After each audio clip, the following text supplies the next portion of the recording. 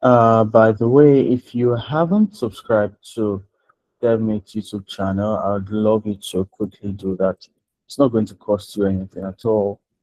Like it really doesn't cost it. I'm very serious about this. Just click on this link I've sent to you and just tap on subscribe. You don't do anything more than that. Tap on subscribe. Um, it's really helped the visibility of the sessions we are having and also help us to reach other people. The same way I'm able to reach you guys, you can also reach other people through um, yeah, through this essentially. And I love that very much.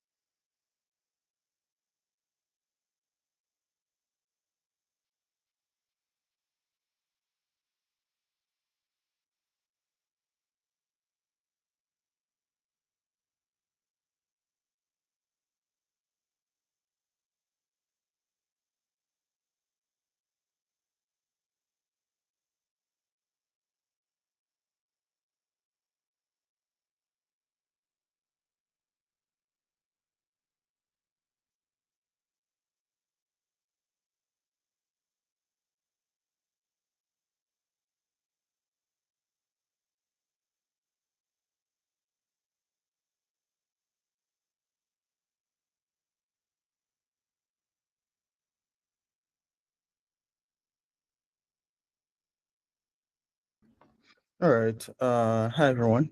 Can everyone hear me? All right. Nice, nice, nice.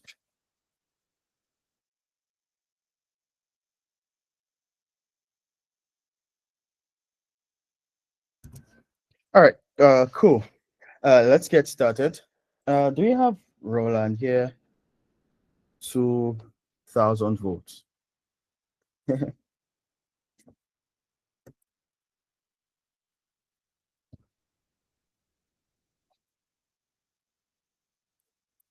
All right, cool, cool, nice one, nice. Okay, it's good to have everyone here, and I'm so happy to have everyone here. We are here to look at a very wonderful topic in this day and age of AI. In the past 2 weeks, I think last week, yeah, it was last week. I'm not sure. I think it was last week. Where I hosted an impromptu session on building with AI. I essentially shared my AI workflow on how I usually work with AI, how I used to build applications, and lots of people learned very wonderful things there. I'm very sure that many of you, between that Tuesday and today, you may have built 2 full stack applications. Maybe they might not be working because you have to fix a couple of bugs there, but you have built very decent stuff from that session. If you want to watch that session, just check DevMate YouTube channel. Again, I'll drop that link. The link is already there. The link to the DevMate channel. Just take a look at it, and you should watch that video. Honestly speaking, this I've not really recommended anyone watching a particular video in past, and because in the past, but this particular one, I think it is so useful that every single person should go back to watch it. I know several people who had to go back to watch it, and then they came back saying, I learned a lot from this, and this really helped my workflow. And I recommended several tools there. So yeah, do watch it. Today we have Joshua Roland, front-end developer, one of the Next.js boys. although he would vehemently reject that title. And he'll be walking us through using AI, LLMs actually, and we'll call them AI. Yeah, so yes, I'm calling them AI not because I don't know that it's a language model. Yeah, he'll be walking us through how he uses it to create React components. Now, I don't think this session is only for front-end developers, which most people would think this is just for front-end developers because we're talking about React. Actually, it's for both front-end and back-end developers. As a back-end developer, you probably do not have the talent, the skill, the grace, the ability, the knowledge to create front-end applications or to create front-end UIs to help you design stuff. Probably you know how to use the fetch API, the fetch API function library, whatever they call it, or Axios. Maybe you know how to handle use states and all of that, but the actual UI part, the aesthetics, is not something that is your strong point. I think this session will really, really help you and empower you to um, be able to build this thing without you having lots of problems, right? So I heavily recommend you this. Now, before we get started, I want you to do something for me very quickly. Please, I just want this for me. Everything I will ask you to do, they will not remove anything from you. They will not take anything from you. See this meeting link, just send it to your friends and send it to group chats you belong to, communities you belong to, the people you think will benefit from this. Please do not spoil knowledge. Let other people benefit from this. Over the course of the session, I'll be dropping other links. I will not spam you with so much links, just about 4 links in total. Now, the session is going to take about 40 minutes and we'll have questions after the session. I do not recommend taking questions within the session because it could get very distracting and everyone could spiral into a different route that you do not want to get into. With that said, we will be getting started very soon. A couple of things, by the way, if you followed DevFest Lagos, yeah, DevNews was mentioned. I will take that win. Uh, Someone, Chimizo, who had spoken recently on open source here at DevMeet, briefly talk about it there. Maybe it's just one word, it's fine, but I'm just letting you know that we're out there. Right. A couple of coworkers also have spoken to me telling me, oh, they saw DevMeet on LinkedIn and they wanted to they asked me to send me my YouTube channel. And I sent over to this guy, and this guy was really impressed. So it's great when we have knowledge sharing sessions like this. It's not just for the purpose of listening in, it also helps your visibility, especially if you're a speaker, helps your visibility. You get to speak to over 50 developers. Soon we get to over 100 developers. You get to speak to them about a particular topic. If anything will position you on the global stage, I think speaking will position you. With that said, if you want to speak at DevMeets or you have anything to say, I'm not sure if I've been checking this phone for a long time, but you can always send me a DM. I'm sure you saw this link from me, but if you want to send me a DM, I'll just drop my phone number. If you ask me to give you a job, I don't have job. I'll block you. I'll block you like mad. I don't have jobs. Yeah, but I have a channel for that. Yeah, if you want to speak at them, just send me a message quickly and let me know what topics you want to take, and I'll hook up a session for you and you'll be good to go. That said, I think that's all I have for now. Yep. Joshua, are you ready? By the way, his name is 2000 volts. Are you ready, Joshua? Yeah. All right. I think Okay. I am. That's it. Over to you. I hand over the session to you officially.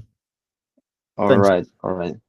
Thank you very much. I won't be turning on my video, so you guys will have to bear with that. But thank you very much for the opportunity. This is going to be like my first public speaking engagements that I know of, aside from in team meetings and stuff.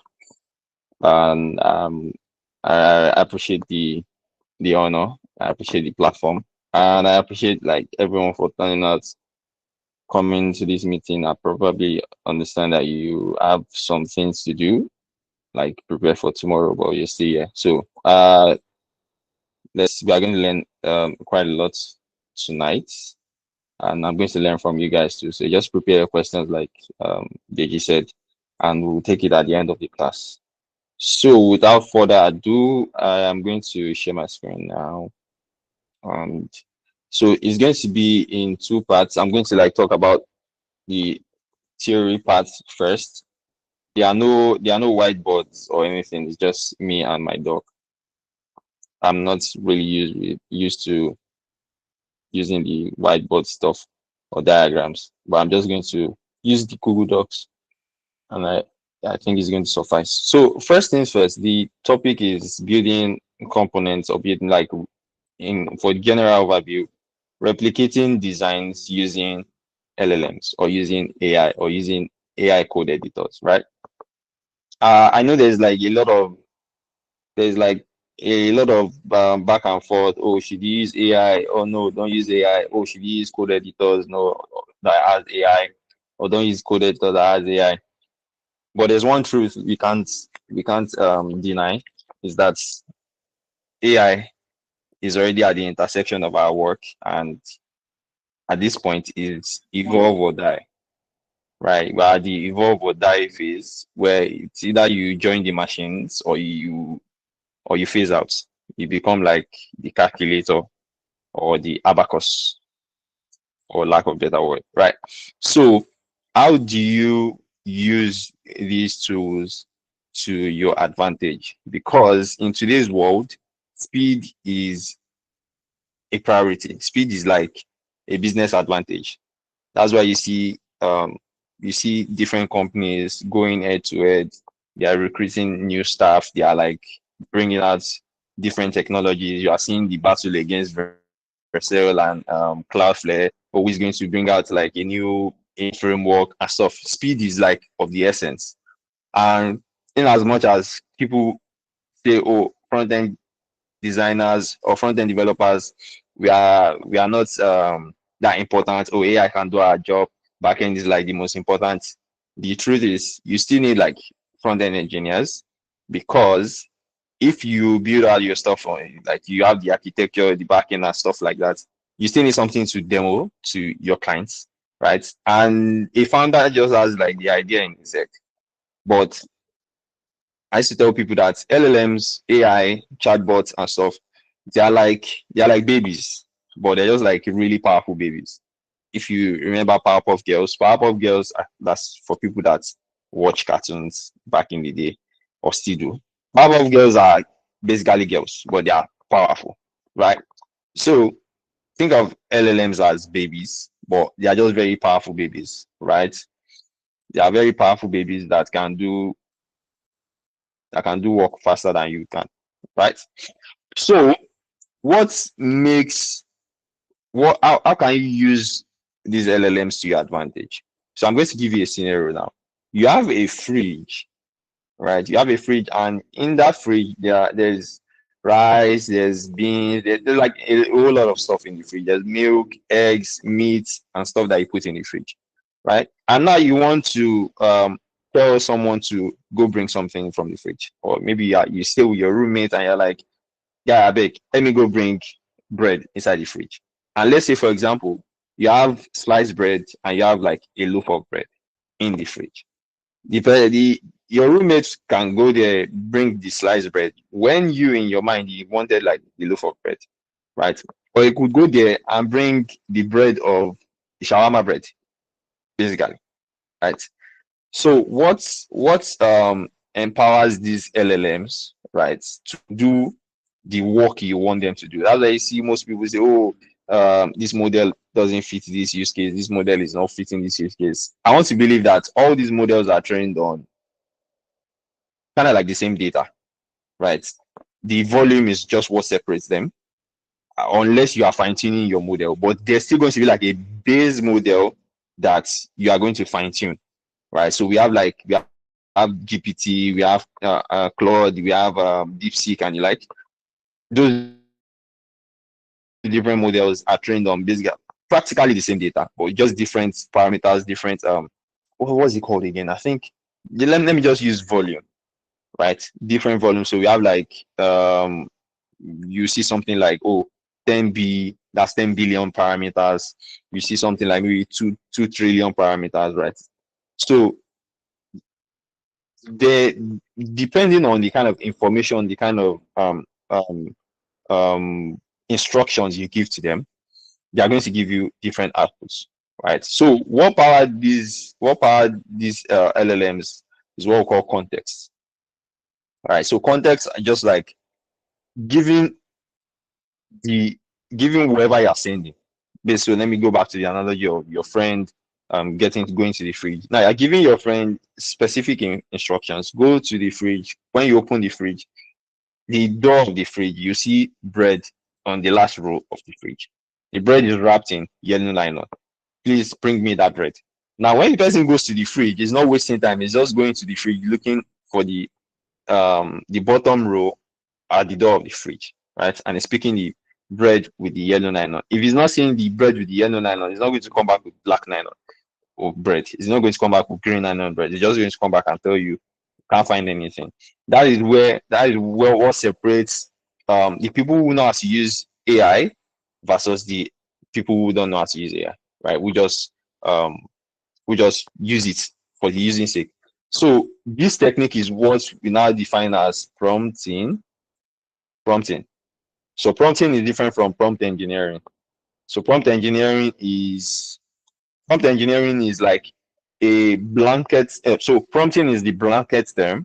Prompt engineering is the niche of that term. So prompt engineering is basically using different is using different prompting techniques to achieve results. Yeah. So that's what prompt engineering is. So prompting is basically you just giving instructions to the LLM. So prompt engineering is you have a task at hand. Maybe you want to analyze financial like an Excel sheet. Prompt engineering is you applying different techniques that we have available, different prompting techniques to get the specific results that you want, right? So there are different type of prompting techniques. So we have zero shots. That's zero shots. We have one shot. We have many shots. I think many shots. Let me just see that. So we have chain of thoughts. So I'm going to explain all this. We have chain of thoughts, and there is one that's I think Anthropic came up with that one, but I can't remember it. So zero shot is you basically. So shots in this case are examples. That's what the shot is. Example. So when you say zero shot, you are not giving it any example. You are not giving the example. An example of zero shot prompts is what is the time in France, right? This is an example of zero shot. Or maybe let's bring it back to developers them now, right? You just say write a function that adds two numbers. So you see there's no example, there's no reference. You are just giving the LLM an instruction, a prompt, basically. So there is one shot, just like the name says, you give it one example. So I can say write a function that adds two numbers and returns it in a string.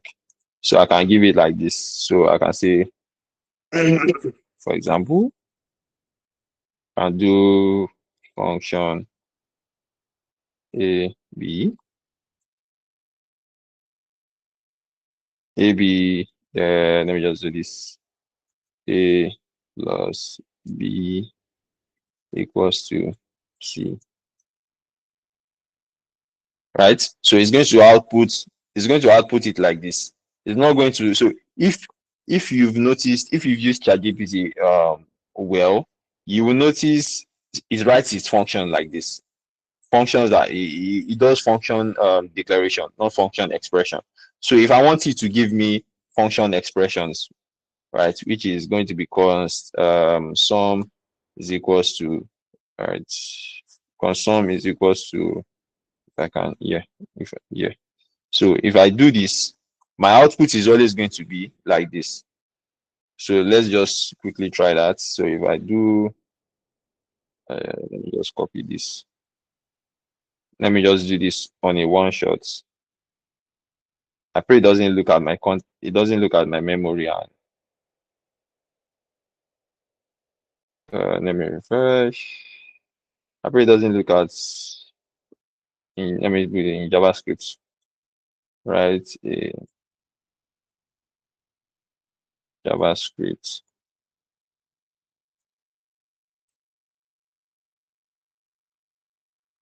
You see, that it's not if I prompt this 10 times, it's always going to write function declarations. But what if I don't want function declarations, right?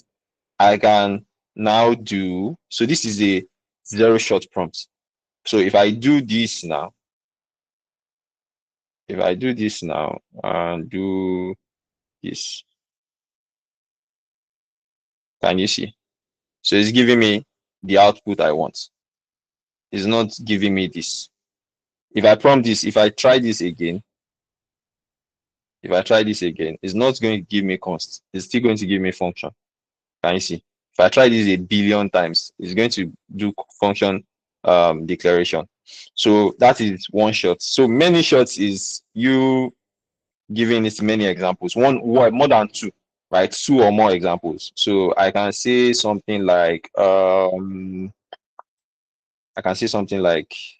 what is the prime what is the prime number in 1, 2, 3, 4, 5, 6? Do I even still know prime numbers? Find it this way. So I can see. No, let me not do this. Let me see.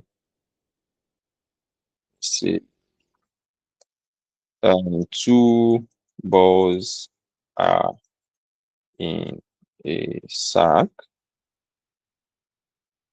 One is red, one is blue. I'm probably defining well.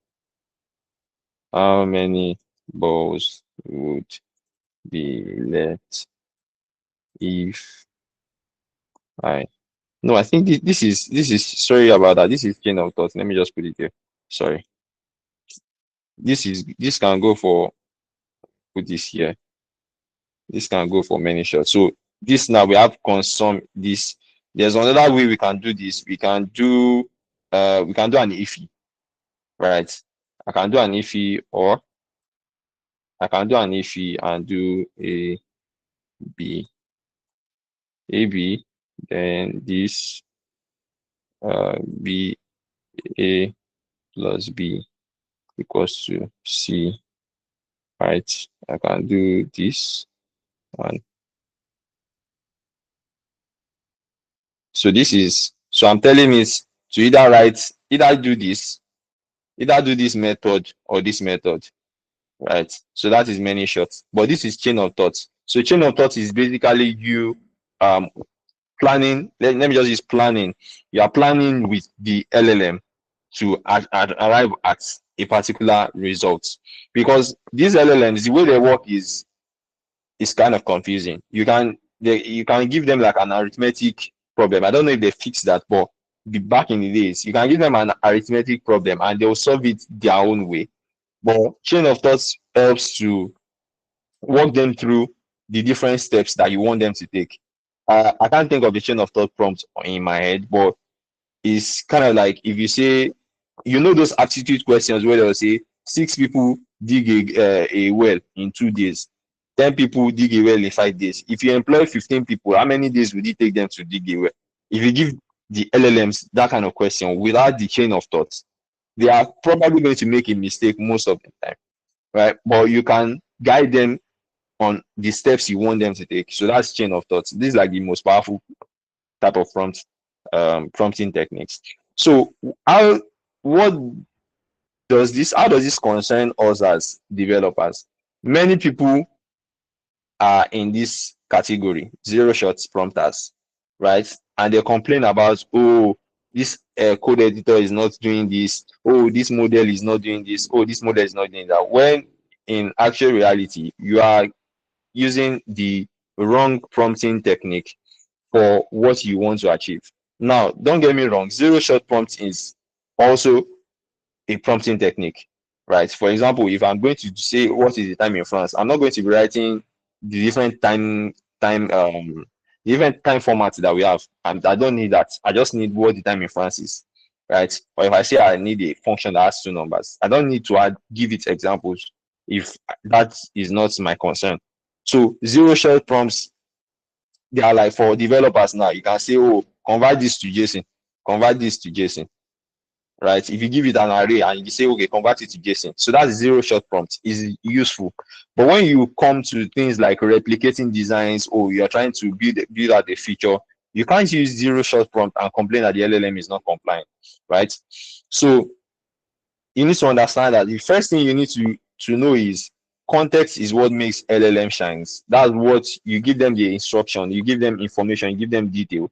Where that's in for people using AI code editors like Cursor and the like, your context is basically your code base. So Cursor can scan like all the files in your code base, can check your layout, your CSS. So it knows your coding patterns. It knows what is showing up more. It can recognize the patterns. Okay, this person uses types instead of interfaces.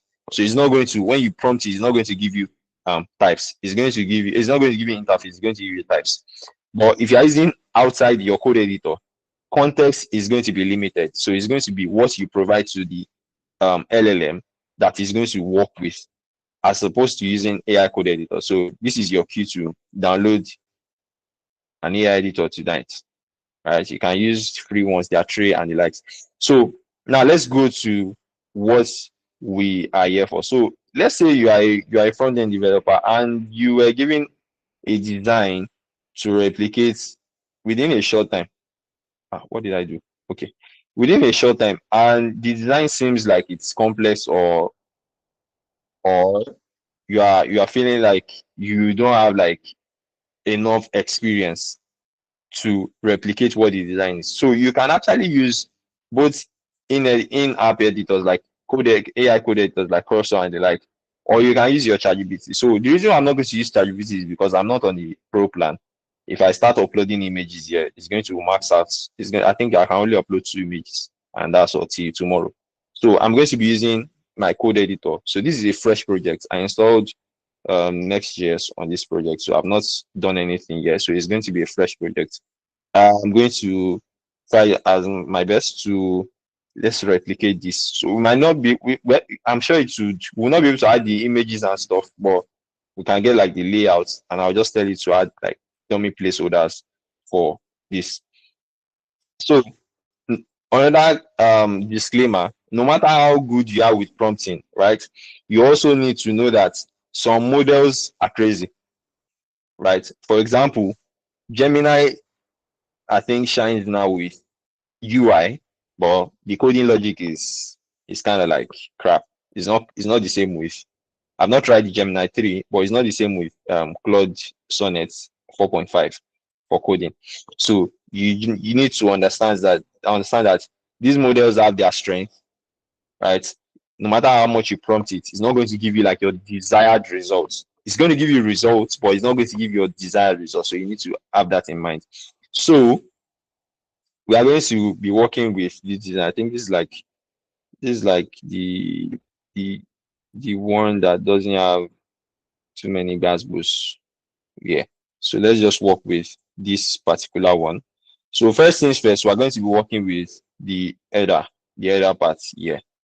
So what I can just do is I can cut this. I can cut this. Right. So like I said, this image, there's no time to start downloading the image, and I can drop it here. So now what I've done with this image is I've given the LLM context. So I'm saying this is the image I want you to reference. Now, all these code editors, right? All these code editors already have what we call system prompts. So system prompts they are just like instructions, pre-built instructions that your LLM has to follow. So ChatGPT already has its own underneath the hood, but you can still configure your ChatGPT. You can still configure your LLMs to act a certain way, right? So Cursor already has like pre-installed system prompts.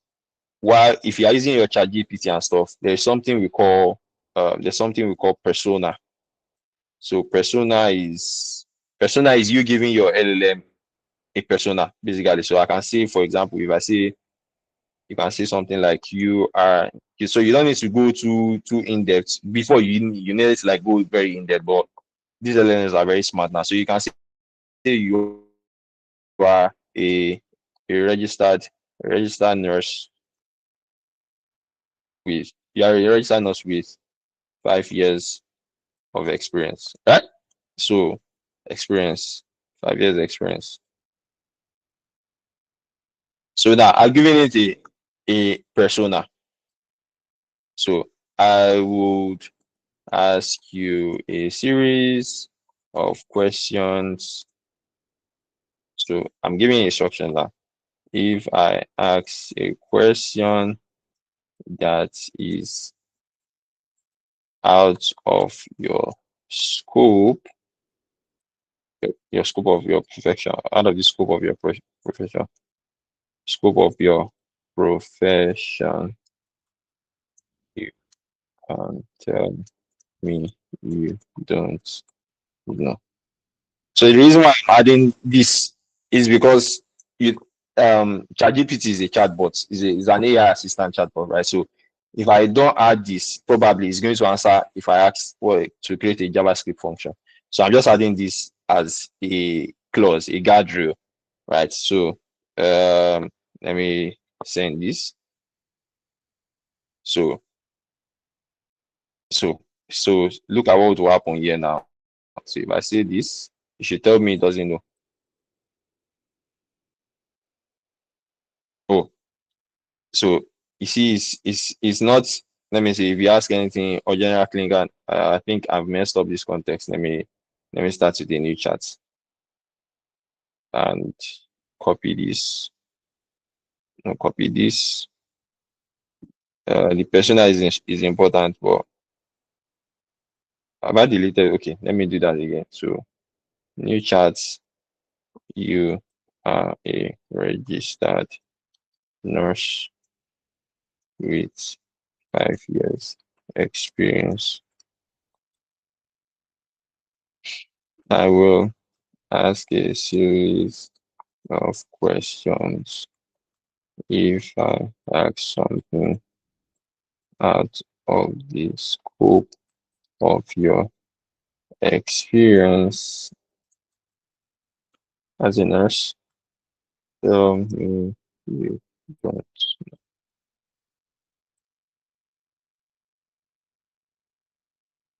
So let's see now.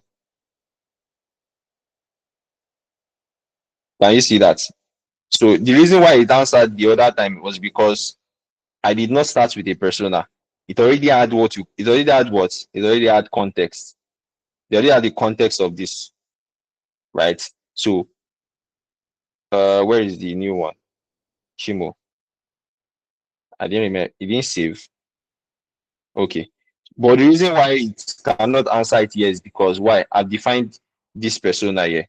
You are a nurse. You are a registered nurse with 5 years experience. So that's the same thing with cursor. So you can't ask cursor what's the time in France. It's not going to answer you. Do you understand? So I don't need to. If I was doing this on, if I wanted to do this project like this on ChatGPT, let's say for example you have the pro plan, you can just start with you are a senior front end engineer. That's if you are a front end engineer or something with 16 years experience. So you can define something we call give it strength. You can give it the strength. So you can say something like your strength lies in translating designs to React code. That's all you need basically. Like for a start, like if you don't want to go too in depth, this is okay. You just press enter and let it assume that persona, right? So, but since we are using this code editor, why is it not switching? Magami. Sorry.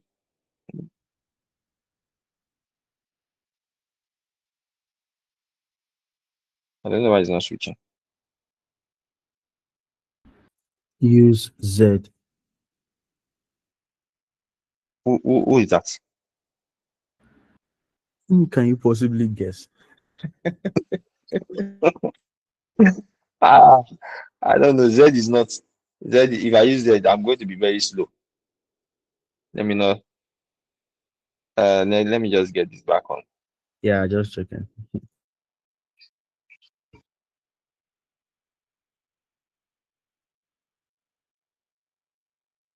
What is going on with? Okay? Okay. So let me go back to the chat. So I think it's coming up.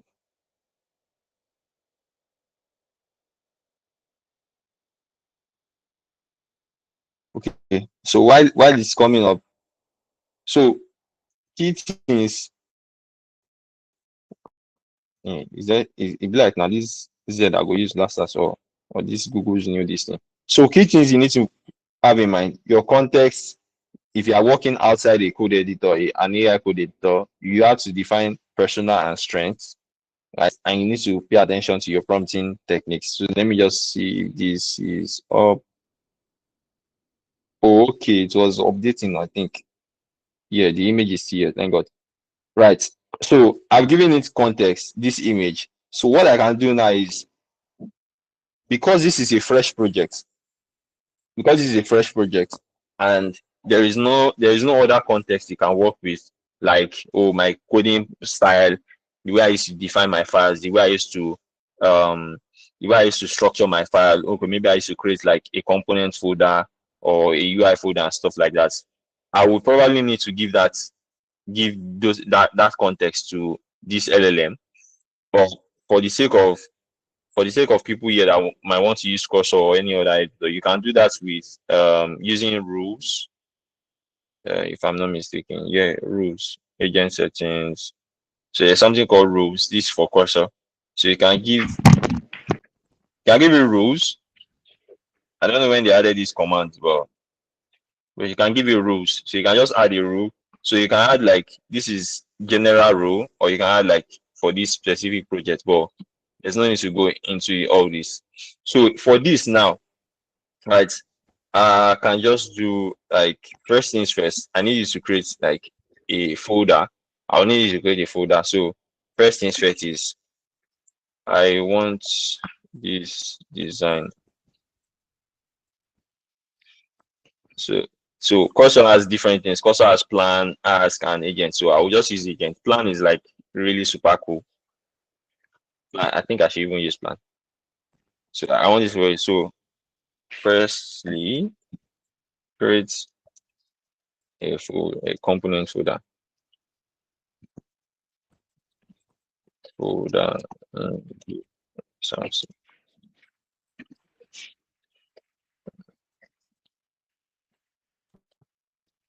great.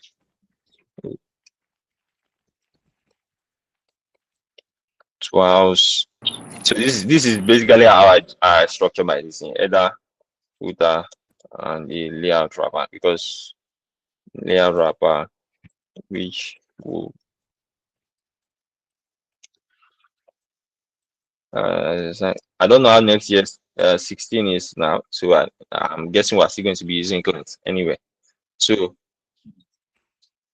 uh, then replicate this design in the header layout wrapper, a layout file, which south wrapper for the main layout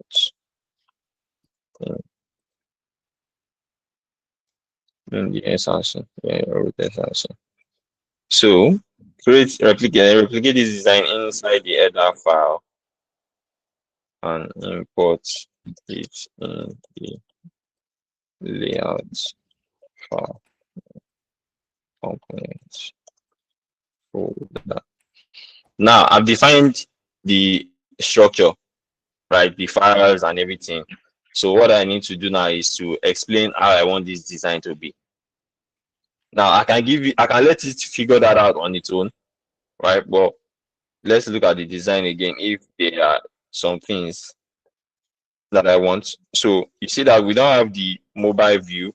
We don't have how the mobile drawer is. I don't think there is. We don't have the mobile drawer. So I need to define how I want the mobile drawer to be. So I can say something like there is no mobile drawer. So yes, what I want it to the drawer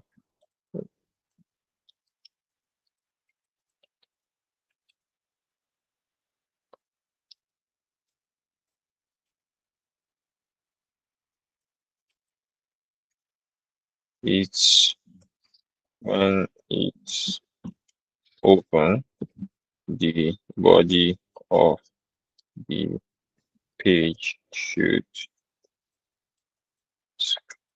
So this one is for accessibility. When your drawer is open, you should not be able to scroll the body of the page. The body of the page shouldn't be scrollable. The drawer should a close button and the logo side by side at far ends. The links should be spaced out evenly. No, if I do it, the link should be spaced out, and there should be a sign up at the bottom of the drawer with considerable padding. So now I've defined how I want the drawer to look like. I've defined the behavior. So this one you don't need to worry about breaking it down like this and stuff. The stuff is smart enough to do that. So let's read through this prompt. So I want the design replicated. So firstly, I'm giving it like specific instruction. Firstly, to create the folder structure because there is no one existent here. Now, I want you to replicate this inside Word folder header file. Now, because there is no, if you check the design, there is no mobile view. So how do I want it to? I can't let it decide what the mobile view is going to look like. So I can paint a picture of what the mobile view is going to look like. So the drawer was sliding from the left, meaning it's going to slide in like this. It will fill up the entire screen. When it's open, the body of the page should not be scrollable. The drawer should have a close button and logo side by side. At far ends, the link should be spaced out and there should be a sign up button at the bottom of the drawer with considerable padding. So there is something I need to add here too. There, so I need to tell it to ignore the logo image. Just add the as a placeholder with borders. So you can see. So this is planning mode on cursor. For those that don't know it, so it's going to like list out different the steps and stuff. And I'm using their composer one model. You can use the other models. They are also going to give you like really good results. So you're saying how should the mobile drawer be triggered? Should there be a hamburger menu? So I can say yes. What should the just place that? Yes. Should the other yes sticky? At what screen size should the mobile header drawer? That would be this. Okay, yes. So the reason why he's asking all these questions, ChatGPT will not ask you all these questions though, unless you are using like ChatGPT 5, right? But if you are using GPT-5, it's not going to ask you all these questions. It's just going to, this prompt that I did is well enough for it to do what it needs to do. So what is this? Creating a plan. So it has listed out a plan for me. I'm going to use, I don't need to read all this. Let me just rebuild.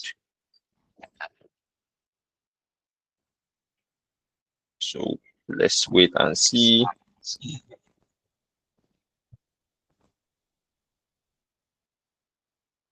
By the way, Composer 1 is really fast on cursor, like really, really fast, faster than the other models. So it's done. We have the other that's cooked a lot. Okay, so placeholder. This is the layout file. This is the layout.css. Okay, so let's see what it cooked. Let's see what it cooked. Is it a use effect here? I would not do this. I would not actually do this. I would just use, I would have used CSS. Is in document or body does start overflow. I'd have used CSS for this one. Let's allow toggle drawer. Okay, close drawer, nav links, then all these cooked. So let's see how it looks like on screen. Let's see if it did. Okay, sorry. Just start up my terminal.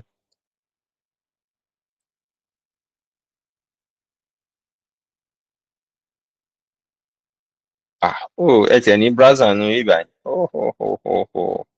I've forgotten about that. Let's see. Okay, so close. I'm not comfortable with this. Like I want to see why. Close, close, close. Left space here. The space here is quite a lot. This doesn't have over. So let's compare. It has this, it has this, it has this. Let's see the mobile view.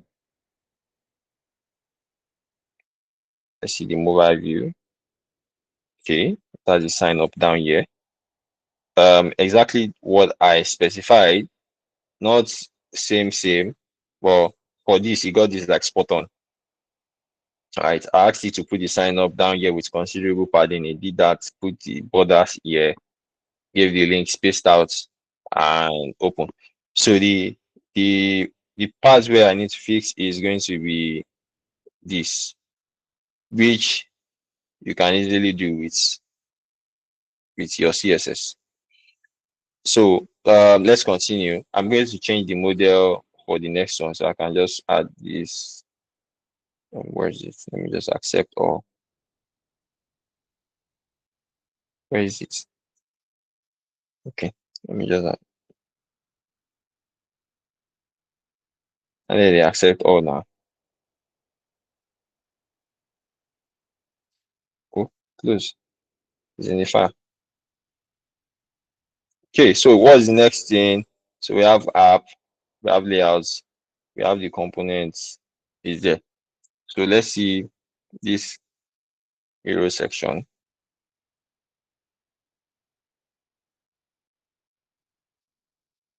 Let's see this hero section.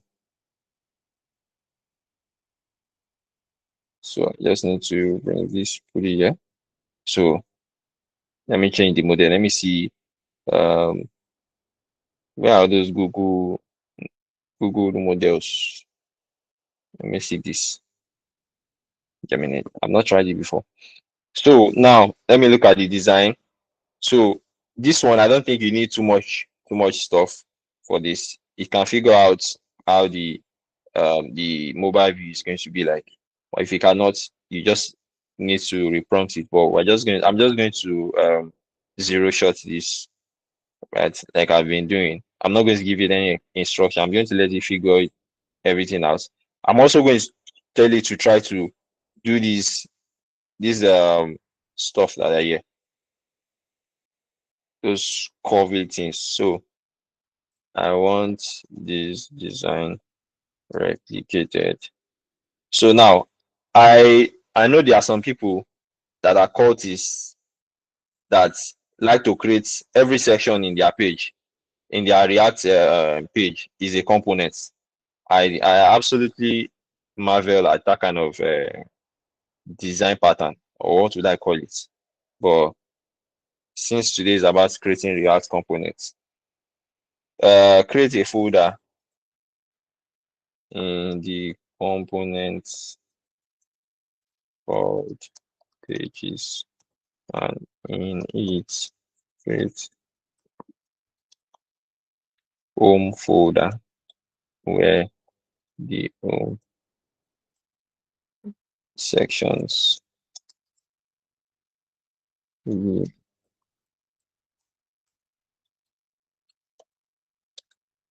create the hero section components, and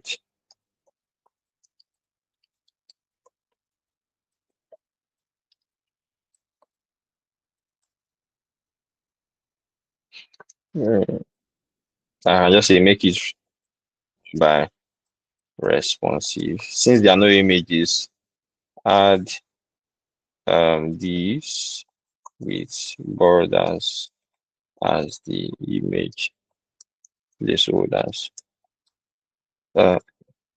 Also add the lines in the background, especially, let me just say, especially the uh, rounded line. Let's hope you can see that. So let's see what it will do. I'm not using plan now, right? I'm not using plan. I can just use agent mode. And let's see what Gemini 3.0 can cook. Let's see. So some people will just write, oh, I want this design replicated, and you just put it there. It just cook like whatever whatsoever it wants to cook there for you based on what it can infer. And just to put this out there are some people that use Figma MCP, where you connect your Figma design to your cursor or whatsoever AI LM platform you are using, right? If the designer who designed those pages did not use the right components, or did not componentize it, yeah, componentize it, is going to cook rubbish for you, because Figma is going to try its own best to translate the designs to HTML and CSS. So if the designer did not design it very well, it's going to be janky somehow. Because I had that issue a lot when I first used the MCP. Some designs worked, some did not work. So let's see what it was able to come up with. Ooh, okay. So let's compare. It's not going to be side by side, because number one, I've not specified the fonts, but it tried its best to guess the spacing between this. So let's see if it's right. Let's see if it's right. Let me see. This is 32, and yes, this is 32. If I check, yes, space y8 is 32. So it got this, and I didn't specify that it got this. So let me see, what is this? This is 56. So 32, 32. We have 32 here, and 32 plus 16. 32 plus 16 is 48. So 48 minus 56. So you just have to add your own remainder. So what about these other ones? So it did this with HTML and CSS. Okay, wow. That's this that you're seeing here. Did it with HTML and CSS. Uh, yeah, then you have it did this also with HTML and CSS. Oh, okay, did this. So I can actually prompt it to redo this to look exactly like this. That's this. So the borders just need to be thicker, and the position of the stuff just need. So it also did this background image where these lines, the rounded lines are this rounded line here. It did one here too, which is this one here. So he just did it anyhow like, right? But I can still reprompt it to follow exactly the way the line is, and not just give me all these lines. So you see that now what the time we are going to spend doing all this has been cut to like, it has been cut like 80%. So what is left here is just for me to change the fonts. Probably out. Okay, I think there are different fonts. There are different fonts, so you still need to do this. So there are different fonts. This font is different from this one. So what you just need to do is just go here, change the font this place, change the font this place, just add the little space this place, and change the font. So you see your development time has been cut by 80%.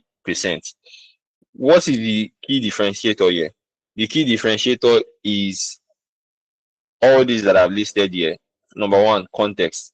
So if you are, for those that their workflow is normal VS Code or normal code editor without AI, then they take their stuff to ChatGPT. So if you are using Pro version, if you are using the Go or Plus or whatever, you can upload multiple images. So the same way, the only drawback is that the ChatGPT doesn't have like, number one, it doesn't know your coding pattern. It doesn't know the colors you already have existing.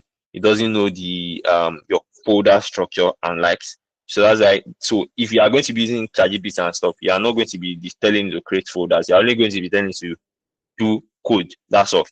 So another thing that the differentiator is persona. Cursor is Cursor already has this persona baked in. I think in, let's see if I have time. Where is it? Where is that? Yeah. So let's just look at the persona of Cursor. So this is Cursor. Okay. So let me see. Let's see this anyone here. So this is the agent mode.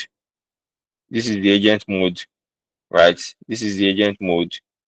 If you see, this is the system prompt of the agent mode. You can see they are using many short prompts here. So example of when not to use the to-do list. So they are giving the examples. Yeah. So these are shorts. So this is a system prompt. They've already given like a persona that, okay, for example, this is it. You are AI coding editor, blah blah, powered by GPT 4.1. You are pair programming with the user and stuff. So you see it, you are an agent. Please keep going until you query. So this is what is guiding the LLM not to go out of line. So I cannot ask it, give me a noodles recipe, right? Another thing is, let me close this.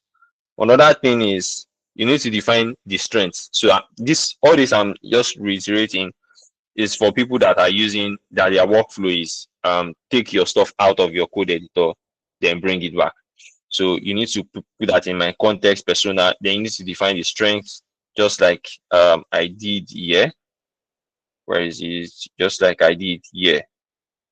Where is it? Yeah. Your strength lies in translating designs into React code. So it knows.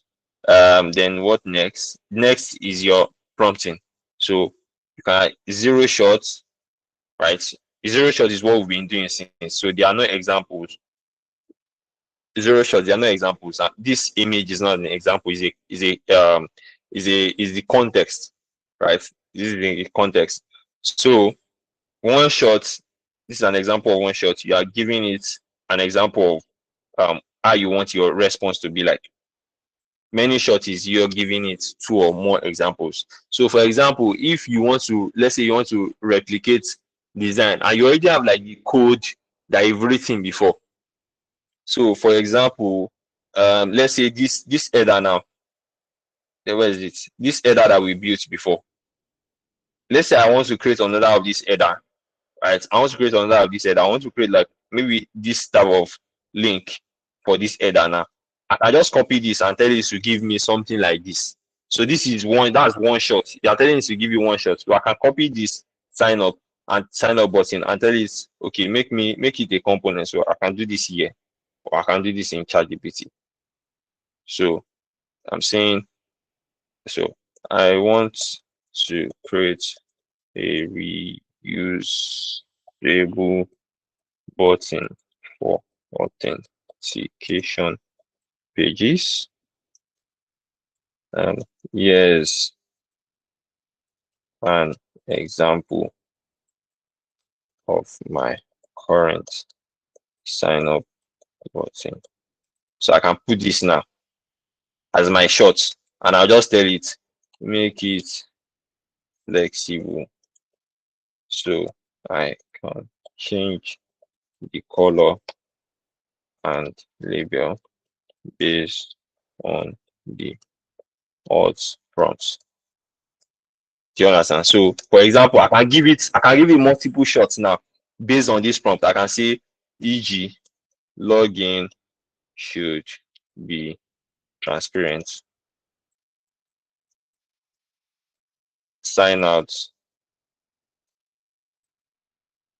can be red. So this one, or I can just do login like this, transparent, sign out, red. So this now is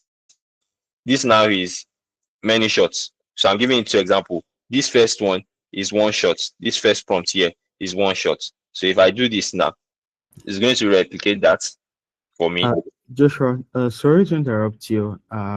Yeah. You have 5 minutes to round up, so can. Okay. Yeah. So I'm rounding up. I just wanted to just go over. So it has created the odd button, right? That's created the odd button based on the example I gave it. So you see, sign up button, what we had before, login button, this, sign out button is. So what next? Yeah, so that is basically how to speed up your front end work with AI, whether you're using your AI code editor or you're using LLMs, you can cut your development time by up to 80%. Sometimes you can even cut it like 90%. There were months where I did not write a single line of code at work, right? I just prompt, it gives me what I need. Most times I just do like clean up or change this, import this file into this place, and that's all. I did not actively say, oh, let me create this component or let me create this table. That is the beauty of AI. You either evolve or you what, you become left out. So thank you very much. This is the end of my session. I hope I've been able to convince you and not confuse you that as a front end engineer, you are going to do very well using AI. All right. Thank you very much, Joshua, for that wonderful presentation. And I'm sure we gained lots of insight. Personally, I didn't know you could do that picture thing where you add a picture and then you're able to ask these guys to like implement that particular design. I didn't know that was possible. And you actually pointed that out for us. I should also mention that one other thing that most people don't know you could do, which you also did show, is that you could actually have a workflow. I don't think you should. You could actually have a workflow, especially with ChatGPT. If you have ChatGPT Premium, there is Codex on the web where you can actually ask it to build to have your repository context, and you get to work with your repository context without having to open it in an editor locally. And to create a PR for you to your code base, you get to review it before you merge that PR. Right, so it's a pretty wonderful feature. For people who are backend developers who have not really built with AI before, or you have problems working with designs, I think this is a really good addition for you, something you can use in your workflows. Personally, when as much as I can replicate front end UI.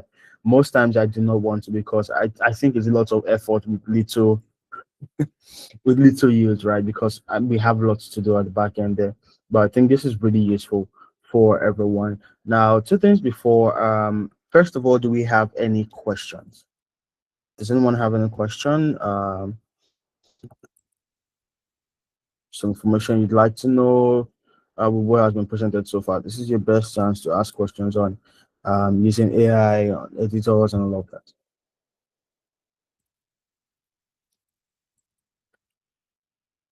All right. In the absence of any questions, I'll be dropping a couple of links in the chat section. I would like you to check them out. Both of them are links to DevMeet. The first one is a link to our YouTube, sorry, X account. Please just click on follow. While the second one is linked to our YouTube channel. Again, these things will not cost you anything. Just click on the follow button or the subscribe button, and you'll be good to go. With that said, I'll also drop I will also drop a link to the speaker's X account so you can follow him and get to connect with him on LinkedIn on and also on X. Yeah, this is his LinkedIn account. You can check if you also check the event page for this particular event at meets.sh. You find this particular event. You can check out his account relevant links and get to connect with him and ask him questions on the personal, and I'm sure he will answer you. With that said, I'll be seeing you guys next week. Next week, we'll be having another speaker who will be speaking on empowering front-end applications with native performance. I'm having Francis Iberiki to handle this session, so I'd like you um, to keep this in mind. I'm not sure if we'll hold next week. Likely might be the week after. Right. With that said, thank you so much for joining in. I'm so happy to have everyone here, and I will see you in a couple of weeks' time. Have a nice day. Bye.